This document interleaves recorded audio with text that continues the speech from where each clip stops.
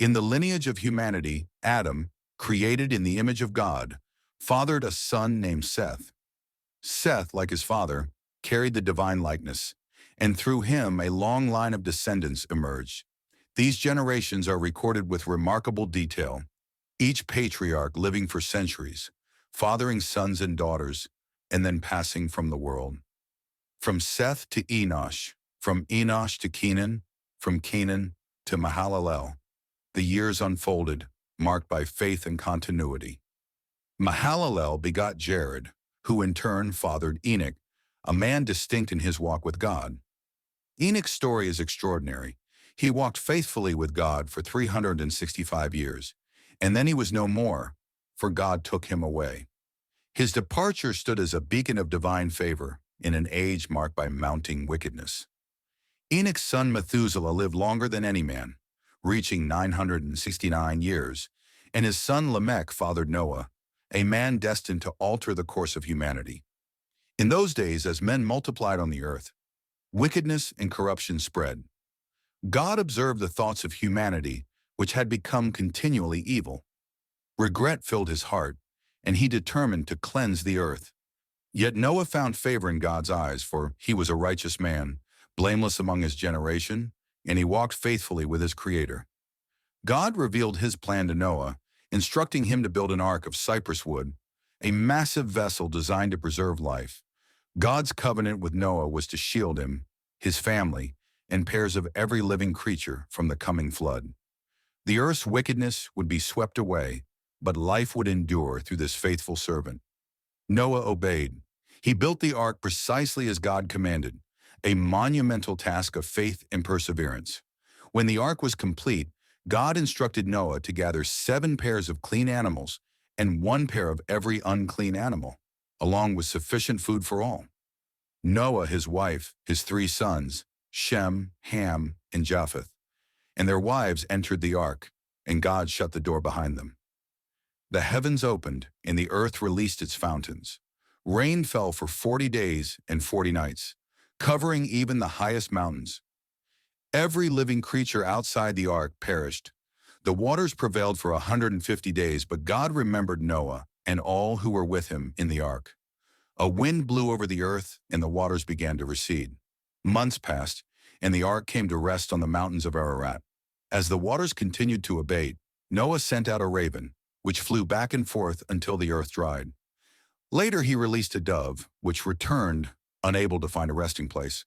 A week later he sent the dove again, and it returned with a freshly plucked olive leaf. At last Noah knew the earth was being restored. On his 3rd attempt, the dove did not return, signaling that the flood waters had fully receded. Noah and his family emerged from the ark onto a cleansed earth. Grateful, Noah built an altar and offered sacrifices to God. Pleased by this act of worship, God made a covenant with Noah, vowing never to destroy the earth by flood again. He set a rainbow in the sky as a sign of this promise, a symbol of hope and renewal for all generations. Thus humanity began anew through Noah and his sons. The earth, though scarred by the flood, held the promise of redemption. God's covenant with Noah stood as a testament to his mercy and faithfulness, even amidst judgment. After the flood, humanity began to multiply again, and the people settled in the plains of Shinar. They built a great city and a tower to reach the heavens, seeking to make a name for themselves.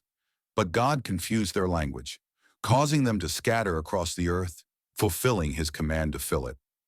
From Noah's son Shem came Terah, who had 3 sons, Abram, Nahor, and Haran.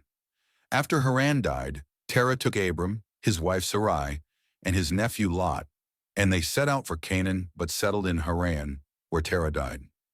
God called Abram to leave his homeland and family, promising to make him into a great nation. Abram obeyed, journeying to Canaan with Sarai and Lot. There God appeared to Abram and promised to give the land to his descendants. However, a famine forced Abram to go to Egypt, where he told Pharaoh that Sarai was his sister to protect himself. When Pharaoh took Sarai into his palace, God sent plagues upon Pharaoh's house. Pharaoh soon discovered the truth and sent Abram and Sarai away with great wealth. Back in Canaan, Abram and Lot's wealth grew, causing tension between their herdsmen.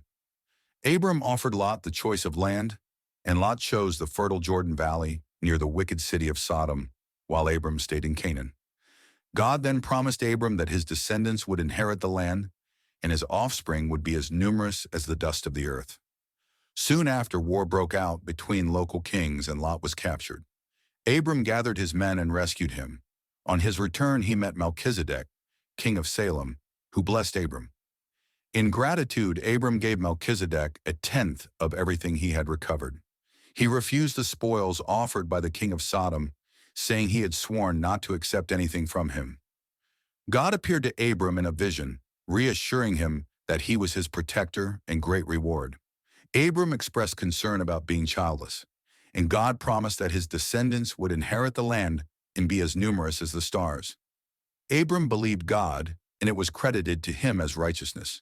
God instructed Abram to prepare a sacrifice, and a smoking firepot and blazing torch passed between the pieces, sealing God's covenant with Abram, assuring him that his descendants would inherit the land despite future hardships.